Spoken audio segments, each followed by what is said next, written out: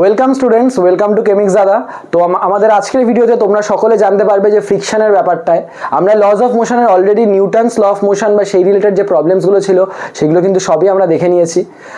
আজকের এই ভিডিও থেকে আমাদের শুরু হচ্ছে হলো ফ্রিকশনের ভিডিও, এবং ফ্রিকশনের ক্ষেত্রে আমরা মেইনলি ফ্রিকশন বা ফ্রিকশন রিলেটেড যে অঙ্কগুলো আছে এবং সেই যে প্রবলেমসগুলো আছে যেগুলো আমাদের বোর্ডস বা জয়েন্ট রিলেটেড পরীক্ষায় থাকবে সেই জিনিসগুলোকে আমরা দেখবো। ঠিক আছে, তো চলো শুরু করা যাক। আচ্ছা, আশা করি আরেকটা জিনিস যে তোমরা সকলেই ফ্রিকশনের ভিডিওটা দেখার আগে লজ অফ মোশন মানে নিউটনসের যে ভিডিওগুলো ছিল সেগুলো দেখে আসবে, বা বিশেষ করে ফ্রি বডি ডায়াগ্রামের ভিডিওটা কিন্তু দেখে আসবে, যার লিঙ্ক আমাদের ডেসক্রিপশনে অবভিয়াসলি তোমরা পেয়েই যাবে।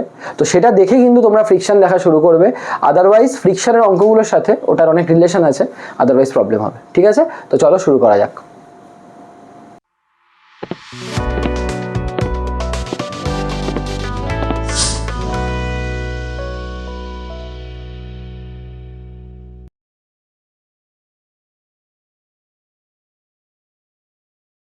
তো স্টুডেন্টস, এবার দেখো এই ফ্রিকশনের কেসটায় এটা জাস্ট কিছুই না, আমরা যে ফোর্থ চ্যাপ্টারটা পড়েছিলাম এই আগের আমাদের যে ভিডিও সিরিজটায়, ফ্রিকশনে কিন্তু আমরা সেই ফোর্সেরই একটা অ্যাপ্লিকেশন আসলে দেখব, যেই ফোর্সটা এক ধরনের রেজিস্টিভ ফোর্স। তো এই জন্য ফ্রিকশনের শুরুতেই সবার আগে জানতে হবে যে ফ্রিকশন একটা রেজিস্টিভ ফোর্স, বা বাংলায় যদি আমি বলি এটাকে বলে বাধা বল। ঠিক আছে, যেটা তোমার মোশনকে তোমার গতির বিরুদ্ধে একটা বাধা প্রদানের চেষ্টা করে। ঠিক আছে, তো ফ্রিকশন জিনিসটা আমরা আমাদের রেগুলার লাইফে, আজকে আমি এই মার্কার দিয়ে যে আমি বোর্ডে লিখতে পারছি এটাও কিন্তু আমি ফ্রিকশনের জন্যই লিখতে পারছি। যদি আজকে এই বোর্ডে ফ্রিকশন না থাকতো তাহলে কিন্তু আমি মার্কার দিয়ে বোর্ডে লিখতে পারতাম না, এটা আমার স্লিপ করে যেত। ঠিক আছে, তো ফ্রিকশন আমাদের রেগুলার লাইফেই থাকে। তোমরা কম বেশি ফ্রিকশনের ব্যাপারে তোমাদের একটা বেসিক আইডিয়া আছেই সকলেরই। আচ্ছা, বাংলায় ফ্রিকশনকে বলে ঘর্ষণ। যারা যারা বাংলায় পড়ছো তাদের জন্য বলে রাখলাম, ফ্রিকশনকে বলে ঘর্ষণ। এবার এই ফ্রিকশনের জিনিসটা বোঝার সব থেকে সুবিধাজনক উপায় হলো একটা উদাহরণের সাহায্যে দেখা। সেই উদাহরণটা কীরকম, যে ধরো এই তলের উপর, এটা একটা তল বা সারফেস, এই সারফেসের উপর একটা এরকম অবজেক্ট আছে। ঠিক আছে, এবার এই অবজেক্টটায় তুমি একটা ফোর্স দিচ্ছ এইদিকে। ঠিক আছে, যখন তুমি এই অবজেক্টটায় ফোর্স দিচ্ছ, ইট is not necessary that the object will move. ওটা চলতেও পারে, নাও চলতে পারে, ওটা ডিপেন্ড করছে। যদি এটা খুব হালকা অবজেক্ট হয় তাহলে মুভ করে যাবে, যদি এটা হালকা অবজেক্ট না হয় তাহলে সেটা মুভ করতে পারবে না। এবার ধরো যদি এটা মুভ না করতে পারে, তার মানে কি বোঝাচ্ছে, একটা ফোর্স তুমি দিচ্ছ but still it is not moving, তার মানে কিছু একটা আছে যে এটাকে বাধা প্রদানের চেষ্টা করছে, সেটাই কিন্তু ফ্রিকশন, সেটাই কিন্তু ঘর্ষণ। তার মানে আজকে এই ফোর্সটা দিলে ওর এগোনোর কথা ছিল কিন্তু এগোলো না, তার মানে নিশ্চয়ই যে বাধাটা বা ঘর্ষণটা কোন দিকে কাজ করছে, ব্যাকওয়ার্ড। তার মানে এই আমি এটাকে স্মল এফ দিয়ে লিখছি, দিস ইজ ফ্রিকশন। এটাকেই আমরা ফ্রিকশন বলে থাকি। তার মানে ফ্রিকশনের ডিরেকশনটা কীরকম হলো, আমাদের অবজেক্টটাকে আমরা যে দিকে মোশন করাতে চাই, আজকে যেমন আমি ফোর্স দিয়ে অবজেক্টটাকে এই দিকে মোশন করাতে চাইছি, তো যেই দিকে আমি মোশন করাতে চাইছি বা অবজেক্টটা যেই দিকে মোশন করছে, ফ্রিকশন তার অপোজিটে কাজ করে। তাই জন্য ফ্রিকশনের সম্বন্ধে একটা কথা খুব প্রচলিত সবার মধ্যে, that is friction opposes motion. আমি অপোজেস বানান ঠিক লিখলাম কিনা আমি জানি না, বাট যদি আমি ভুলও লিখে আমাকে একটু ক্ষমা মার্জনা করে দিও, আমি ইংরাজিটা অতটা বেশি জানি না। তো যদি ডাবল এস এর জায়গায় সিঙ্গেল এস হয় তো সেটা তোমরা দেখে নিও, বাট মেন যেটা জিনিস যে ওটা মোশনকে অপোজ করে বা করার চেষ্টা করে। ঠিক আছে, আজকে তোমরা যদি তোমাদের ঘরে একটা অবজেক্টকে মাটির উপর দিয়ে ছেড়ে দাও, খানিকক্ষণ পর ওটা থেমেই যাবে। ঠিক আছে, তো যেহেতু ওটা থেমেই যাবে, তো সেই কারণে কিন্তু সেখানেও কিন্তু একটা ফ্রিকশন কাজে করছে, যে অবজেক্টটা চলতে চলতে কি হলো, থেমে গেল, তার মানে মাটিটা ওর এগেনস্ট একটা ফ্রিকশন দিল। তার মানে নট নেসেসারি যে এটা সবসময়, মানে আমি লিখেছি motion but it also opposes. আচ্ছা, অপোজেসে একটা সিঙ্গেল এস হবে, আমি দেখে নিলাম আর কি একটা জায়গা থেকে। এইটা নেসেসারি নয় যে সবসময় মোশনকে অপোজ করবে, it also oppose the effort against the motion। এই কথাটার মানে কি, এই কথাটার মানে হলো যে সব সময় যে মোশনের এগেনস্টটাই বাধা দেবে এরকম নয়। আজকে এইটা কিন্তু চলছে না, আমি যেদিকে মোশন করার চেষ্টা করছি তার এগেনস্টেও বাধা দিচ্ছে। তার মানে প্রপার ডেফিনেশনটা এটাই হবে, it opposes motion and it also oppose the effort against motion। সেই এফার্টটাকেও এগেনস্ট করে, ওই এফার্টটাকেও অপোজ করে। এটাই হলো ফ্রিকশনের একদম বেসিক কনসেপ্ট। ঠিক আছে, তো এই ফ্রিকশনের ব্যাপারটা এবার আমরা এর কিছু ক্যাটাগরি দেখবো, যেই জিনিসগুলো আমাদের ক্লাস 11-এর জন্য, এই জিনিস অবধি তোমরা অনেকেরই হয়তো একটা বেসিক আইডিয়া ছিলই, কিন্তু এরপর থেকে বেসিক আইডিয়া কম লোকেরই আছে, যেটা আমরা এবার জানবো। সেইটা হলো যে ফ্রিকশন দু ধরনের হয়। একটাকে আমরা বলি স্ট্যাটিক ফ্রিকশন বা স্থিত ঘর্ষণ, ঠিক আছে, বাংলায় বললে স্থিত ঘর্ষণ। আর একটাকে বলে কাইনেটিক ফ্রিকশন, মানে চল ঘর্ষণ। ঠিক আছে, একটা স্ট্যাটিক ফ্রিকশন আর একটা কাইনেটিক ফ্রিকশন। তো এবার দুই ধরনের ফ্রিকশন সম্বন্ধে আমাদের জানতে হবে। তো দেখো স্ট্যাটিক ফ্রিকশনের ব্যাপারটা কীরকম। স্ট্যাটিক ফ্রিকশনে যেটা হয়, এই ফ্রিকশনটা তখনই কাজ করে যখন তুমি মোশনের চেষ্টা করছো। You are not in motion, you are in the trial of having a motion. তুমি তোমার অবজেক্টটাকে বা তুমি নিজে মোশনে আসার চেষ্টা করছো, তখনই কিন্তু স্ট্যাটিক ফ্রিকশন কাজ করে। তো যেমন এইখানে এই অবজেক্টটা আছে, আমি ওই যে এক্সাম্পলটা দিয়ে আমি শুরু করলাম, যে আমি এদিকে ফোর্স দিচ্ছি এফ, তো স্ট্যাটিক ফ্রিকশন ওর এই এফ দিয়ে ও যে চলতে চাইছে তাকে বাধা প্রদান করবে, তাকে আটকাবে। এবার একটা আমি সিম্পল এক্সাম্পল দিয়ে স্ট্যাটিক ফ্রিকশনটা বোঝাচ্ছি। ধরো আমি এখানে একটা ছক বানাচ্ছি,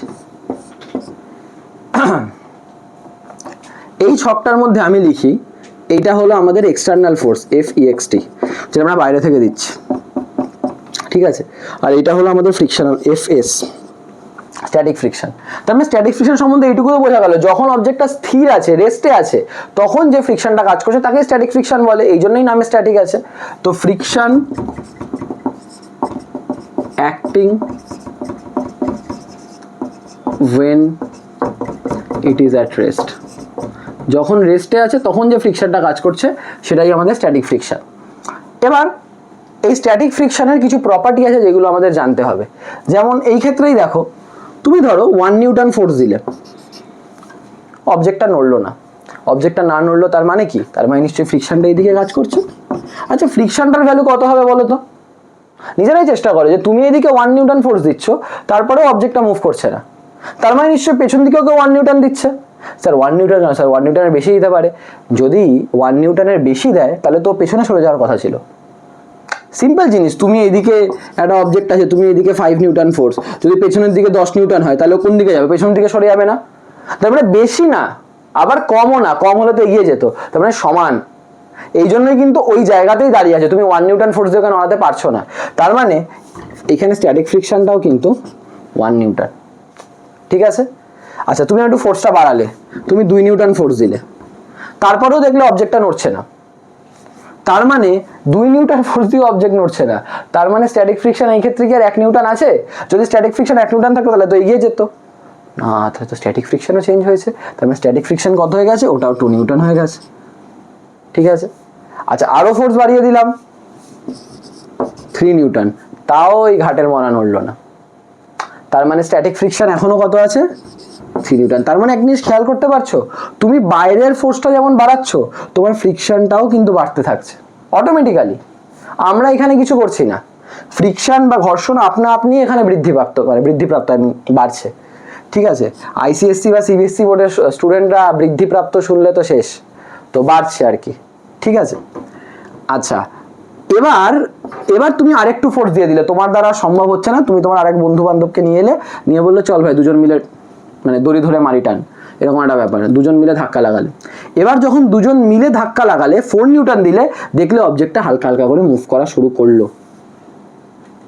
4 নিউটন দেওয়াতে অবজেক্টটা হালকা হালকা করে মুভ করছে, তার মানে এবার ফ্রিকশন আর কিন্তু 4 নিউটন নয়, নাহলে মুভ করতে পারতো না। তার মানে ফ্রিকশন কিছু হোক না হোক, ওটা 4 নিউটন থেকে কমই, মানে লেস দ্যান 4 নিউটন, কত আমি জানি না, but it is less than 4 Newton. যদি লেস দ্যান 4 নিউটন না হতো তাহলে মুভ করতো না। এবার তুমি 5 নিউটন দিচ্ছ, ও মোশনে চলে এসছে। তাহলে স্ট্যাটিক ফ্রিকশনের ফার্স্ট প্রপার্টি আমরা এই ঘটনা কিন্তু তোমাদের রেগুলার লাইফের ঘটনা। একটা আলমারিকে ধরো তুমি ধাক্কা মারছো, তুমি নড়াতে পারছো না, দুজন মিলে সে ধাক্কা মেরে নড়াতে পারছে, তুমি কি ফোর্স দিচ্ছিলে না? তুমি ফোর্স দিচ্ছিলে, কিন্তু তুমি যতই বেশি ফোর্স দাও ওটা নড়ছিল না, তার মানে ফ্রিকশনটাও তোমার বাইরের ফোর্স দেওয়ার সাথে সাথে ফ্রিকশনটাও বাড়ছিল, একটা সার্টেন পয়েন্টের পর আর বাড়তে পারছিল না, তাই জন্য 2-3 জন মিলে যখন ফোর্স দেওয়া হলো তখন আলমারিটা নড়ে গেল। রেগুলার লাইফের ঘটনা, কিন্তু যেই জিনিসটা বারবার করে বলি, প্র্যাকটিক্যাল জীবনে বা বাস্তব জীবনে ফিজিক্সকে খোঁজো, তাহলে অনেক বেশি সুবিধা হবে তোমাদের সকলের পক্ষে সেটা বুঝতে।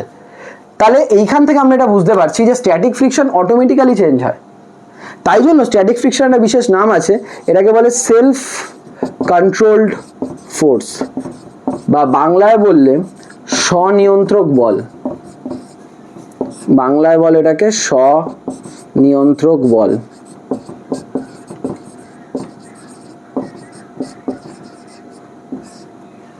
ঠিক আছে, সেলফ কন্ট্রোল ফোর্স। কেন সেলফ কন্ট্রোল? এক্সটার্নাল ফোর্সকে বুঝে ও নিজের মতো চেঞ্জ হতে পারে, বা এটাকে অনেক সময় সেলফ অ্যাডজাস্টিং ফোর্সও বলে, self adjusting force.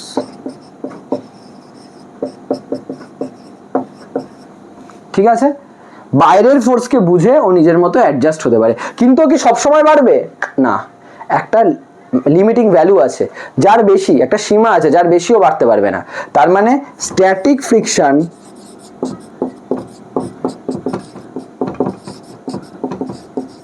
Has a limiting value. ঠিক আছে, তার মানে তার বেশিও হতে পারবে না, তার মানে এই যে লিমিটিং ভ্যালুটা আছে ওর বেশিও স্ট্যাটিক ফ্রিকশন হতে পারবে না। যেমন আমি এই কেসে ধরে নিলাম ওই লিমিটিং ভ্যালুটা তুমি ধরে নাও for suppose that is 3.8 Newton. তুই বলে স্যার আপনি কি করে বুঝলেন 3.8? এত 3.7 হতে পারতো, আমি এটা ধরে নিয়েছি। আরে বাবা 4 নিউটনের তো কমই হতে হবে, নাহলে আমি তো বলেছিলাম 4 নিউটনে ওর মুভমেন্ট স্টার্ট হয়ে গেছিল, মোশন স্টার্টস এখান থেকে, তাই না? তার মানে নিশ্চয়ই 4 নিউটনে মোশন স্টার্ট হয়ে গেছে, মানে নিশ্চয়ই ফ্রিকশনটা তার থেকে কমই আছে অবভিয়াসলি। তো আমি ধরে নিলাম তার মানে ওর বেশি আর বাড়তে পারলো না, তার মানে static friction has a limiting value, যেটা এখানে আমাদের এই এক্সাম্পল অনুযায়ী আমি যেভাবে ধরে নিয়েছি সেটা 3.8 নিউটন, আর সেই ভ্যালুটাকেই আমরা বলি লিমিটিং ফ্রিকশন। লিমিটিং ফ্রিকশন, বাংলায় এর নামটাই হলো সীমাস্থ ঘর্ষণ, মানে একটা সীমা ভ্যালু আছে, সীমাস্থ ঘর্ষণ।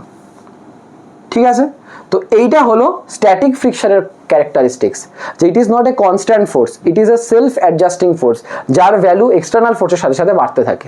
তো তুমি যদি একটা গ্রাফ দেখো, তুমি দেখতে পারবে যদি এইটা হয় তোমার এক্সটার্নাল ফোর্স, এটা হয় তোমার স্ট্যাটিক ফ্রিকশন, যত তুমি বাইরের ফোর্স বাড়ছো তত এটাও বাড়ছে, বাড়তে বাড়তে একটা ফিক্স পয়েন্ট আছে, এইটা হলো তোমার লিমিটিং ফ্রিকশন, এর বেশি আর বাড়বে না। FL লিখে দিলাম, FL মানে লিমিটিং ফ্রিকশন। ঠিক আছে, আমি এখানটাও লিখে দিচ্ছি FL। ঠিক আছে, এই হলো আমাদের স্ট্যাটিক ফ্রিকশনের ব্যাপার বা স্ট্যাটিক ফ্রিকশনের ক্যারেক্টারিস্টিক্স। এবার এটাকে আমরা ম্যাথমেটিক্যালি এক্সপ্রেস করার চেষ্টা করব। ম্যাথমেটিক্যালি আমরা এটাকে কি করে বুঝতে পারি, এই জায়গাটা আশা করি তোমাদের ক্লিয়ার হয়েছে স্ট্যাটিক ফ্রিকশন বা স্থিত ঘর্ষণের ব্যাপারে। এবার যেটা আমরা এটাকে একটুখানি করে লেখার চেয়ে মানে একটু ম্যাথমেটিক্যালি বোঝার চেষ্টা করবো। এই গ্রাফটা আমি রাখছি কারণ এই গ্রাফটা এখনো কমপ্লিট নয়, এটার মধ্যে এখনো কিছু মডিফিকেশনস করা বাকি আছে, সেটা আমরা পড়তে পড়তে আরও করব।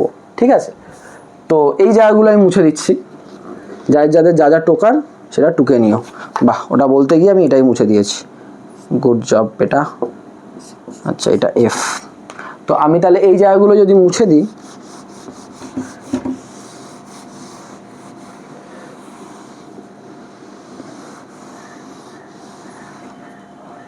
যেটা আবার ম্যাথমেটিক্যাল জিনিসটা বোঝার আছে, খুব স্বাভাবিকভাবে আমরা বুঝতে পারি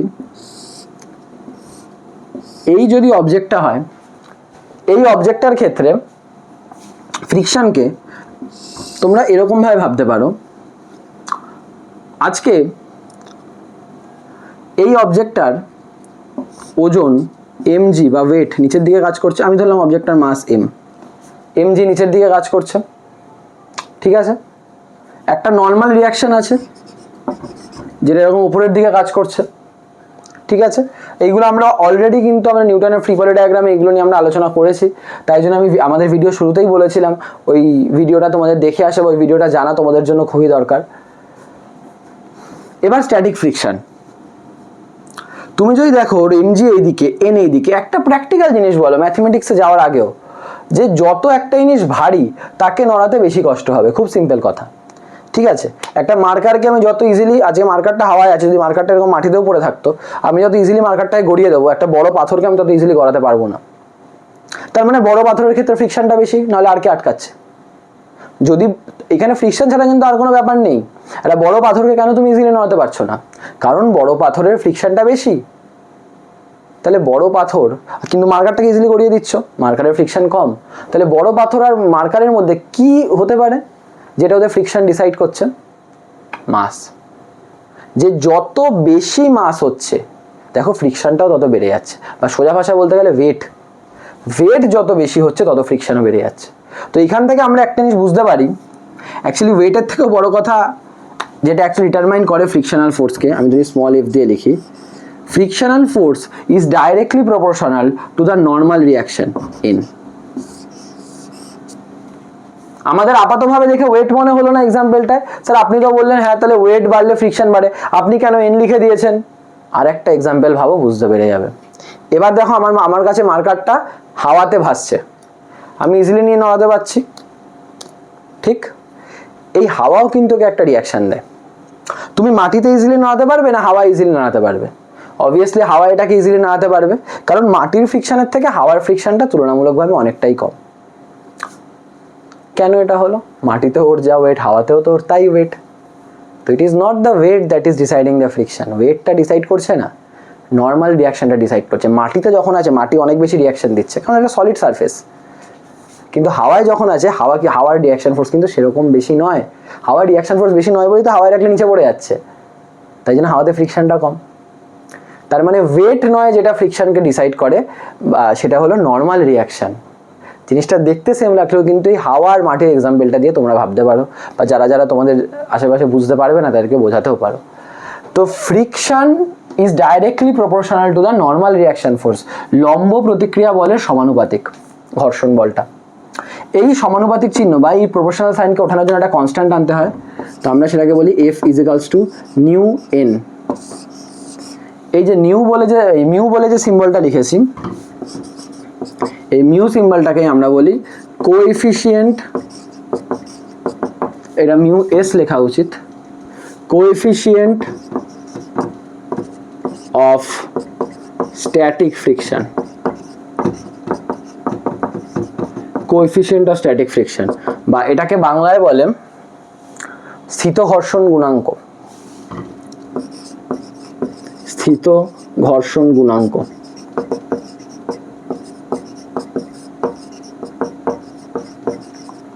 তাহলে এফ এস মানে স্ট্যাটিক ফ্রিকশন ফোর্সটা is equals to mu S N, ঠিক আছে? Mu S N. এবার আমরা এক্ষুনি দেখলাম আমাদের স্ট্যাটিক ফ্রিকশনটা কি কনস্ট্যান্ট থাকছে না চেঞ্জ হচ্ছে? চলে আসো, এই তো চেঞ্জ হতে হতে ম্যাক্সিমাম ভ্যালুতে পৌঁছাচ্ছে। এবার আমাকে বলো, আচ্ছা স্যার এটা তো তাহলে বুঝতে পারলাম, এটা আপনি লিখেছেন, তার মানে এইটা চেঞ্জ হচ্ছে, খুব ভালো কথা। আচ্ছা নর্মাল রিয়াকশন কি চেঞ্জ হতে পারে? হ্যাঁ স্যার চেঞ্জ হতে পারে, মাটিতে রাখলে একরকম, হাওয়ায় রাখলে অন্যরকম। সেটা প্লেস চেঞ্জ হলে তখন চেঞ্জ হতে পারে। ধরো প্লেস সেম আছে, হাওয়াতেই আছে, হাওয়ার কথাই বলছো তুমি, বা তুমি মাটির কথাই বলছো, সেখানে কি নর্মাল? এবার আমি যখন পাথরটাকে মাটিতে দিলে ধাক্কা মারছি, আমি কি এক মাটি থেকে অন্য মাটিতে নিয়ে চলে গেছি? আমি তো ওই মাটিতেই ধাক্কা মারছি, তার মানে নিশ্চয়ই নর্মাল রিয়াকশনটা চেঞ্জ হচ্ছে না। আমি আগের যে এক্সাম্পলটা দিয়ে পুরো এই ব্যাপারটা বোঝালাম, এই গ্রাফটা যেভাবে এস্টাবলিশ করলাম, আমি তো ওই এক মাটিতে রেখেই পাথরটাকে ধাক্কা মারার চেষ্টা করছিলাম, পাথরটা তো নড়ছিল না, তো আমি কি মাটি চেঞ্জ করেছিলাম যে আমার নর্মাল রিয়াকশন চেঞ্জ হয়ে যাবে? করিনি। তার মানে নর্মাল রিয়াকশন সেম থাকছে, still F is changing, then what's the problem? Mu. খেলাটা মিউতে হচ্ছে, যে মিউটা চেঞ্জ হচ্ছে, তার মানে আমি বলতে পারি mu S is not constant, mu S is variable, mu এসটা চেঞ্জ হচ্ছে। বুঝতেই পারছো, যত মিউ বেশি, কোএফিসিয়েন্ট অফ ফ্রিকশন যত বেশি, ততই ফ্রিকশনটাও সেইখানে বেশি। তো মিউ এস কিন্তু অ্যাকচুয়ালি নেচার অফ সারফেসের উপর ডিসাইড করে, মানে ডিপেন্ড করে নেচার অফ সারফেস। আজকে ধরো তোমার ঘরের মেঝেতে একরকম ফ্রিকশন পাবে, একটা ফ্ল্যাট যেটা সবে তৈরি হচ্ছে, এখনো পালিশ হয়নি, সেখানে আরেক রকম ফ্রিকশন পাবে। ওই জায়গাটাই পালিশ হয়ে গেল, অন্যরকম ফ্রিকশন পাবে। যত বেশি পালিশ হবে মিউ কমে যাবে, কারণ ফ্রিকশন কমে যাচ্ছে, বেশি স্লিপারি হয়ে যাচ্ছে। তাই না? তো মিউটা কিন্তু নেচার অফ সারফেসের উপর মানে বেসিক্যালি ডিসাইড করছে, মানে ডিপেন্ড করছে। তো মিউ এসটা হলো ভ্যারিয়েবল স্ট্যাটিক ফ্রিকশনের ক্ষেত্রে। যত আমি বাইরের ফোর্সটা বাড়াচ্ছি আসলে মিউ এসটাও চেঞ্জ হয়ে যাচ্ছে। কোনখান থেকে কতর মধ্যে? আমি তোমায় এক্ষুনি বললাম স্ট্যাটিক ফ্রিকশনের ম্যাক্সিমাম ভ্যালু কি লিমিটিং ফ্রিকশন এফএল, তার মানে এফএলটা নিশ্চয়ই মিউ এল এন লিখতে পারি। তার মানে স্ট্যাটিক ফ্রিকশনের ভ্যালুটা চেঞ্জ হয়, ওর ম্যাক্সিমাম ভ্যালু যায় হলো limiting friction coefficient mu L, আর একদম মিনিমাম ভ্যালু হলো জিরো। স্যার জিরো হয় ফ্রিকশনের ভ্যালু? কেন হবে না? কেন জিরো হবে না? ফ্রিকশন কখন কাজ করা শুরু করে? যখন আইদার ও মোশন করছে বা মোশন করার তুমি চেষ্টা করছো, তোমার হাতে এরকম রাখা আছে, কোনো ফ্রিকশনই কাজ করছে না ওর উপর, কি করতে কাজ করতে যাবে? ফ্রিকশন স্যার এমনি এমনি পেছন দিকে, আরে পেছন দিকে কেন কাজ করতে যাবে? পেছন দিকে কাজ করে তো এমনি সরে যেত। ও কি সরছে না? ওর জায়গায় চুপচাপ দাঁড়িয়ে আছে। তার মানে যখন আমরা বাইরে থেকে ফোর্স দিচ্ছি না তখন কিন্তু কোনো ফ্রিকশন কাজ করছে না। If external force is zero then force of friction is also zero. তো সেই কারণে কিন্তু ওর মিউ, এবার নর্মাল রিঅ্যাকশন তো আর জিরো হচ্ছে না, আমার হাতে আছে কি নর্মাল রিঅ্যাকশন জিরো হয়ে গেল হঠাৎ করে? ও তো হাওয়ায় ভেসে উঠতো, মানে হাওয়ায় ভেসে উঠতো না, সরি, মানে ও তো একদম যে নর্মাল রিঅ্যাকশন জিরো তখন ভেঙে নিচে পড়ে যেত, ওজনটা এত বেশি হচ্ছে না। তো এন তো জিরো হচ্ছে না, কে জিরো হচ্ছে? মানে মিউ জিরো হচ্ছে, একদম রেস্টে থাকাকালীন হলো এটা জিরো হবে, আদারওয়াইজ ওর একটা ভ্যালু থাকবে। তুমি আমি যখনই ফোর্স দিচ্ছি একটা ফ্রিকশন কাজ করা শুরু করে দিচ্ছে পেছন দিকে, এটাই ব্যাপার। তো এই হলো আমাদের স্ট্যাটিক ফ্রিকশনের কনসেপ্ট, বা এই হলো আমাদের স্ট্যাটিক ফ্রিকশনের ফর্মুলা, যেটা দিয়ে আমরা স্ট্যাটিক ফ্রিকশনের পারপাসে অঙ্কগুলো করতে পারি। এটাকে কোএফিসিয়েন্ট অফ স্ট্যাটিক ফ্রিকশন বলে, এটাকে নর্মাল রিঅ্যাকশন বলে, এটাকে আমাদের বলে ফোর্স অফ স্ট্যাটিক ফ্রিকশন। এবং যখন আমি বাইরের ফোর্সটা এইদিকে দেবো, আমার স্ট্যাটিক ফ্রিকশনটা এইদিকে কাজ করবে। যদি আমি বাইরের ফোর্সটা এইদিকে দিই তাহলে আমার ফ্রিকশনটা এইদিকে কাজ করা শুরু করবে। যেদিকেই ফোর্স করতে হয় ফ্রিকশন সবসময় তোমায় অপোজই করার চেষ্টা করবে, ঠিক আছে? এবং যতক্ষণ না ওর ম্যাক্সিমাম ভ্যালু পৌঁছাচ্ছে, বলে স্যার ম্যাক্সিমাম ভ্যালু কি দিয়ে ডিসাইড হয়? ওটা প্রত্যেকটা সারফেসের উপর ম্যাটার করে, ওটা ওরকমভাবে তুমি আগে থেকে বলতে পারবে না, ঠিক আছে? আচ্ছা মিউ কিন্তু দেখো, তুমি যদি খেয়াল করে দেখো মিউ এস এটা কিন্তু এফ এস বাই এন, তার মানে ফ্রিকশনাল ফোর্স আর নর্মাল ফোর্সের রেশিও। এটাও একটা ফোর্স, এর ইউনিটও নিউটন, এনও একটা নর্মাল রিঅ্যাকশন, ওটাও একটা ফোর্স, এর ইউনিটও নিউটন। তাই জন্য মিউ কিন্তু একটা ইউনিটলেস কোয়ান্টিটি। কি কোয়ান্টিটি? ইউনিটলেস কোয়ান্টিটি, কোনো একক নেই, জাস্ট একটা সংখ্যা, জাস্ট একটা সংখ্যা। এটাই হলো মিউয়ের কনসেপ্ট, ঠিক আছে? তো এই হলো আমাদের স্ট্যাটিক ফ্রিকশন। স্ট্যাটিক ফ্রিকশনের ব্যাপারে আমরা বুঝলাম, এবার আমরা দেখে নেবো হলো কাইনেটিক ফ্রিকশন। তবে তার আগে এই জিনিসগুলো ভালো করে দেখে নাও। তো স্টুডেন্টস আমরা মোটামুটি তো স্ট্যাটিক ফ্রিকশনটা দেখলাম, তোমরা বুঝতে পারলে। এবার আমরা যে জিনিসটা দেখবো সেটা হলো কাইনেটিক ফ্রিকশন বা চলো ঘর্ষণ যেটাকে বলে। তো এই কাইনেটিক ফ্রিকশনের ক্ষেত্রে যেই জিনিসটা আমাদের ইম্পর্টেন্ট, যেটা আমাদের জানতে হবে সেটা হলো কাইনেটিক ফ্রিকশন কীরকমভাবে আগে আমাদের পিকচারটায় আসছে আর কি। স্ট্যাটিক ফ্রিকশন যেমন যখন অবজেক্টটা রেস্টে ছিল এবং আমরা ওটাকে মোশনে করার চেষ্টা করছিলাম, তখন যে ফ্রিকশনটা কাজ করছিল সেটাকে আমরা বলছিলাম স্ট্যাটিক ফ্রিকশন। কাইনেটিক ফ্রিকশন হলো এই ধরো এবার এই প্লেনের উপর অবজেক্টটা আছে, ঠিক আছে? এই প্লেনের উপর অবজেক্টটা আছে এবং অবজেক্টটা ধরো মোশনে চলছে, মানে একটা স্পিড আছে, ধরো এই যে ধরো ভি স্পিডে চলছে। তো ও যখন চলছে তখনও তো পেছন দিকে ফ্রিকশন কাজ করছে না। Friction always opposes the motion or it always tries to oppose the motion. Either ও ট্রাই করবে অপোজ করার, বা একদম অপোজ করেই দেবে। একদম অপোজ করেই দেবে মানে একদম রেস্টে আছে, যেতেই দেবে না, আর বা চেষ্টা করছে ওটাকে থামানোর। তাই তো আমাদের রিয়েল লাইফে হয়ে থাকে, যেটা আমি একটু আগেও তোমাদের বলছিলাম, যে যখন আমরা একটা জিনিসকে ধরো একটা কথা ধাক্কা মেরে সরাচ্ছি, ধাক্কা মেরে দেওয়ার পর ওটা খানিকক্ষণ পর কিন্তু থেমে যাবে। কেন থামছে? মাটি ওটায় কনস্ট্যান্টলি ফ্রিকশন দিয়ে যাচ্ছে। তাই তো আজকে যখন এই অবজেক্টটাও চলছে, পেছন থেকে কনস্ট্যান্টলি ফ্রিকশন কাজ করছে, কিন্তু এই ফ্রিকশনটা কাজ করছে বলেই তো এর মধ্যে একটা রিটার্ডেশন হচ্ছে। তুমি ধরো এর মাসটা এম, ঠিক আছে? তো এই যে এম মাসটা কাজ, তাহলে এর মধ্যে একটা অ্যাক্সেলারেশন আসছে, কত মানে অ্যাক্সেলারেশন, রিটার্ডেশন আসছে। রিটার্ডেশন কেন? মানে মন্দন কেন? ওর ভেলোসিটিটা এইদিকে, ফ্রিকশন এইদিকে কাজ করছে, তার মানে আটকানোর চেষ্টা করছে। আমরা এ কি করে পাই? F by M. তুমি পেয়ে গেলে রিটার্ডেশন। তুমি জানো ভি ইজ ইকুয়ালস টু হয় ইউ মাইনাস এটি। যদি আলটিমেটলি অবজেক্টটা থেমে যায় তাহলে ভিটা কত হয়ে যাবে? 0। ইনিশিয়াল স্পিডটা কত? যত এখানে আছে ভি, এর জায়গায় তুমি লিখে দাও F by M into T. তো দেখো তুমি এই ভ্যালুগুলো জানলে কতক্ষণ পর থামবে তুমি এটাও বার করতে পারবে। মানে আমার বলার বক্তব্যটা এই জায়গাটা থেকে এটাই যে যখন অবজেক্টটা চলছে তখন পিছনের দিকে, তার মানে friction when the object is in motion, friction when the object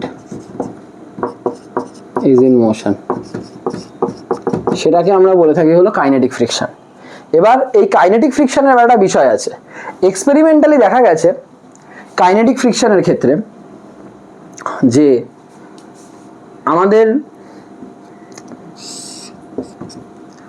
এই যে আমি গ্রাফটা এঁকেছিলাম না একটু আগে, যে এইদিকে আমাদের এক্সটার্নাল ফোর্স আর এইদিকে আমাদের ফ্রিকশনাল ফোর্স, যখন অবজেক্টটা একদম রেস থেকে চলা শুরু করছে তখন একদম এখান থেকে মানে একদম লিমিটিং ফ্রিকশন অবধি এটা বাড়ছে, এই ফোর্সটা যত বাড়ছে এই ফোর্সটা যত বাড়ছে, এটা এফএল।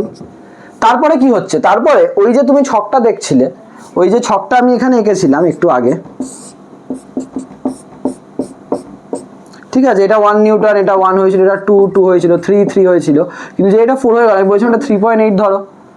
এবার যখন ওটা 5, ওটা হয়তো ওই 3.8, 6, 3.8, মানে এবার তুমি বাইরের ফোর্স মানে এবার তুমি বাইরের ফোর্স বাড়াচ্ছ, 1 মিনিট, এই নিচেরগুলো বাইরের ফোর্স, ওপরেরগুলো ফ্রিকশন, তো এটা তো এই যে এটা হলো আমাদের ক্যাপিটাল এফ, তো 4, 5, 6, এটা 3.8 রয়ে গেল। এবার তুমি বাইরের ফোর্সটা বাড়াচ্ছ কিন্তু ফ্রিকশনটা সেমই থাকছে। এটা কিন্তু পুরোটা এক্সপেরিমেন্টালি দেখা গেছে, এর কারণ কিন্তু আমিও এক্সপ্লেন করতে পারবো না, এটা পুরোটা এক্সপেরিমেন্টালি দেখা গেছে যে যখন অবজেক্টটা একবার মোশনে চলে আসছে, অবজেক্টটা একবার মোশনে চলে আসার পর মানে এই লিমিটিং ফ্রিকশন হলো, যেই মানে এরপর মানে গ্যাস স্ট্যাটিক ফ্রিকশন আটকাতে পারবে না। এবার যদি বাইরের ফোর্সটা বাড়াও ওর ফ্রিকশনটা প্রায় ওখান থেকে হালকা একটু কমে একদম স্থির হয়ে যায়। তার মানে কি এবার তুমি বাইরের ফোর্সটা বাড়াতে থাকছো কিন্তু দেখো তোমার ফ্রিকশন কি বাড়ছে, দেখো একই লেভেলে আছে। এই পার্টটা হলো আমাদের কাইনেটিক ফ্রিকশন।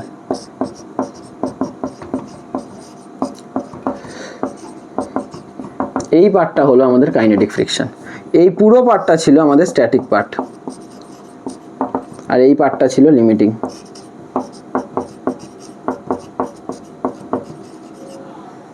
এটা স্ট্যাটিক পার্ট, এটা লিমিটিং পার্ট, এটা কাইনেটিক পার্ট। তার মানে স্যার একটু দেখো আমি কইছি একটু উপরে কি হালকা নামিয়েছি, তার মানে কি এটাই হয়? হ্যাঁ, দেখা গেছে ব্যাপারটা এরকমই হয়, দেখা গেছে ব্যাপারটা এরকমই হয় যে এটা একটু উপরে উঠে হালকা নেমে যায়। মানে ধরো 3.8, তো তারপর যখন মানে 3.8 তখনই হবে যখন তুমি বাইরের ফোর্সটা 3.8 দিয়েছো। এবার যেই ধরো তোমার 4 হয়ে গেল হয়তো 3.7-এ, তারপর 3.7-ই থাকলো সবসময়, তুমি না যতই বাড়াতে থাকো। তার মানে লিমিটিং ফ্রিকশন অবধি বাড়বে, তারপর যখন আর লিমিটিং ফ্রিকশন ক্রস করে যাবে তখন ও ফ্রিকশন হলো দেখা গেছে একটু কমে যায় এবং ওটাই তারপর থাকে। তুমি বাইরের ফোর্স যতই বাড়ো ওটা চেঞ্জ হবে না। তার মানে আমরা এখান থেকে বুঝতে পারছি কাইনেটিক ফ্রিকশনটা কনস্ট্যান্ট, ওটা স্ট্যাটিক ফ্রিকশনের মতো ভ্যারিয়েবল নয় বা সেলফ অ্যাডজাস্টিং নয়, নিজের ভ্যালু চেঞ্জ করে, ঠিক আছে, ওটা একটা কনস্ট্যান্ট। তো আমরা এমন স্ট্যাটিক ফ্রিকশনকে লিখেছিলাম Fs equals to mu S into N, তেমন কাইনেটিক ফ্রিকশনকেও লিখতে পারি Fk kinetic equals to mu K into N. একইভাবে এই মিউ কেটাকে আমরা বলবো কোএফিসিয়েন্ট অফ কাইনেটিক ফ্রিকশন, এর ভ্যালুটা কিন্তু constant, coefficient of kinetic friction. আর একটা জিনিস খেয়াল করে দেখো, কাইনেটিক ফ্রিকশন লিমিটিং ফ্রিকশন থেকে একটু কম, এই গ্রাফটা কিন্তু খুব ইম্পর্টেন্ট, মাথায় রাখবে। কাইনেটিক ফ্রিকশনটা লিমিটিং ফ্রিকশন থেকে একটু কম, তার মানে আমি বলতে পারি FL is greater than FK। আবার FLটা কি? স্ট্যাটিক ফ্রিকশনের ম্যাক্সিমাম ভ্যালু, তো FS max greater than FK। FX max মানে কি? Mu S max into N greater than mu K N. F এর ভ্যালুই তো এটা, মিউ এস ইন্টু এন, তো এটা যখন ম্যাক্সিমাম নিশ্চয়ই এটা ম্যাক্সিমাম, কারণ নর্মাল রিঅ্যাকশন তো চেঞ্জ হয় না, একটু আগেই বললাম। তার মানে আমরা বলতে পারি mu S max greater than mu K. তার মানে static friction coefficient of static ফ্রিকশনের ম্যাক্সিমাম ভ্যালু কাইনেটিক ফ্রিকশনের থেকে বেশি, এবং কাইনেটিক ফ্রিকশনটা সবসময় কনস্ট্যান্ট থাকে। ব্যাপারটা বোঝা গেল? এটাই কিন্তু কাইনেটিক ফ্রিকশনের মেইন কনসেপ্ট।